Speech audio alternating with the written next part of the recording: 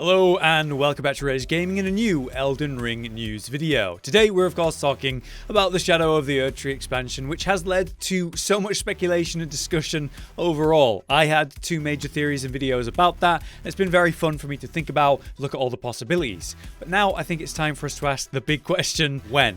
When is this expansion, as they call it, actually gonna release? The news today is pretty interesting, but let's just get into it. This all comes from a new potential leak about exactly this: when will the expansion drop?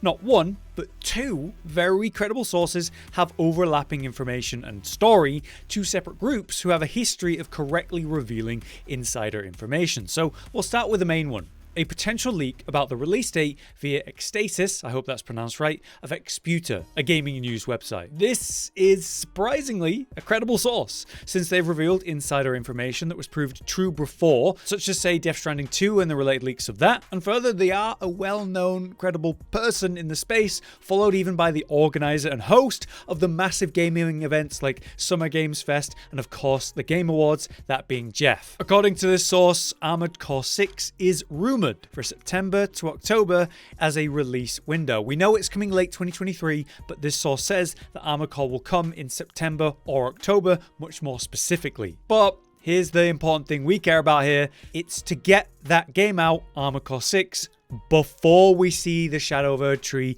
expansion and that release. Meaning, Shadow of Erdtree will release after 2023 September or October, minimum 1 month after that. Let's read the article and see the details. Sources have now revealed that the developers have planned a release window that falls between September and October for Armored Core 6. Unless further internally delayed, there are more chances though for the title to launch in late September rather than being pushed back to say late October. The writer says that additionally, it was disclosed to me that From Software wants to get Armored Core 6 out before releasing the Shadow of the Erdtree expansion for Elden Ring. Now this article is basically about Armored Core 6 and references that aspect of Shadow of the Erdtree and that release date, but basically goes on to talk about Armored Core 6 and describing it, which is not what we're going to talk about in this video. But you can read the full article on exputer.com. This is insane for obvious reasons though.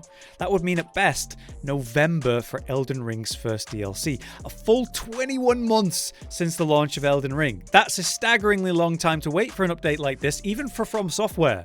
Like, if we look at the history of their DLC releases compared to launch of said title, you can really get an idea of, nearly 2 years, if not 2 years, being a really long time for them. Let's start with the first DLC release, which was Dark Souls 1. That was Arcane of the Abyss and its DLC, which released in October 2012. That was actually just over a year after the initial release of the game, basically 13 months post-launch. That's the longest we've ever seen before now. Then we had Dark Souls 2, featuring not 1 or 2, but 3 DLCs before we even think about Scholar of the First Sin. The 3 Crown DLCs came really quick after launch though, with an impressive timeline of each individual DLC. The Crown of the Sunken King, that DLC released in July 2014.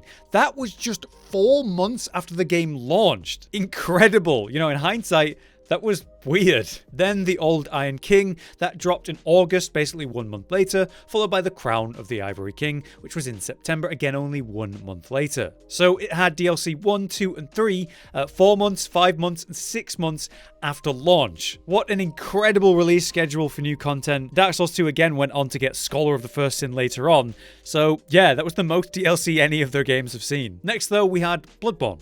Releasing in March 2015, Bloodborne's incredible DLC, The Old Hunters, that dropped in November of the same year, so 8 months later, which is, to me, a very reasonable timeline, kind of what I was imagining when it came to Elden Ring. Finally though, we do have Dark Souls 3 because Sekiro didn't get any DLC. Just a free content update. So Dark Souls 3 released in March 2016.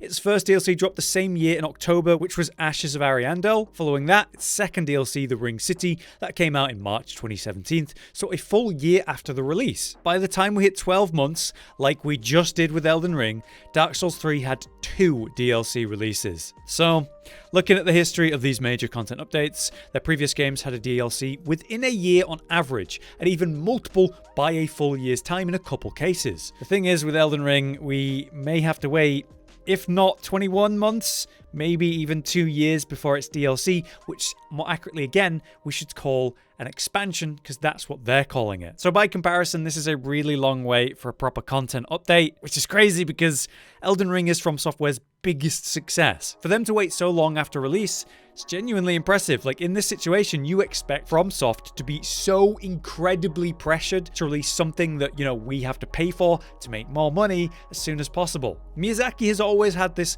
really respectable stance that they don't force out content and further, you know, support a game if it's just done. And with that, clearly they won't make more than makes sense, and they also seemingly won't do it on an unreasonable timeline to produce whatever it is they're working on. We should expect in the future a faster timeline though for general in From Software's release schedule. Miyazaki told us in various interviews that he's managing things from a wider, more overview perspective in the future, letting other directors that he trusts who have been involved in different projects like Dark Souls 2 and Bloodborne and so on, and he's sort of overseeing these things. Elden Ring, in a clear contrast to that though, I imagine the weight of delivering something spectacular and worthy of Elden Ring as a follow-up means they are being cautious. Maybe that's added to the dev time. To further add credibility to this claim though, it was confirmed by that second reliable source, Jeff Grubb of Giant Bomb, that this timeline is accurate. Discord user Black and Gold Blood actually DM'd him in an inquiry about this story, that is this real? The planned release of Armored Core 6 around September or October, and then Shadow of Erdtree sometime after that. Grubb claimed that the story was accurate. So the sources in the space seem to have received the same information, and that's what we have to go on. To credit Grubb, he's another known source for insider information, even with Elden Ring. He revealed that we would finally get a showcase at the Summer Games Fest before that was, proven true, and then very accurately stated that Elden Ring would release by March back in 2022, and that was accurate too. So I expect, if this post-Armored Core release thing is true, we will hopefully have some kind of announcement, trailer, or information of some kind before too long confirming this story. But if not, you know, we might just have to sit in the dark as we've grown used to, waiting for whatever, whenever we finally get it. Ultimately, this is based on reliable sources who are claiming similar inside information once again. The stories do link up, but could this inside information be wrong or changed? Absolutely. This is far from iron fact. Every time we talk about any leak, you should never take it as concrete, but I will say this does seem believable to me at this time. I keep calling back to the fact that they called it an expansion though, not a DLC. You know, various sources have claimed the DLC will be huge, sounding like it's on a scale we've never really seen before compared to other From Software DLC, which, you know, are pretty big themselves normally. Maybe the pressure of, you know, making something worthy of Elden Ring and the size of it means we just have to wait longer, and that's why it's become an expansion that could be much more content than any other DLC we've seen before, at the cost of this longer release schedule. If Armored Core is late 2023 as planned, as this leak suggests, September or October, then Shadow of Erdtree could even be early 2024. That would be a major release for From Software with Elden Ring in 2022, then 2023 with Armored Core 6, and then Shadow of Erdtree in 2024. This aligns with Miyazaki telling us that they want a consistent schedule, you know, more yearly releases it would seem. And that's an exciting thing,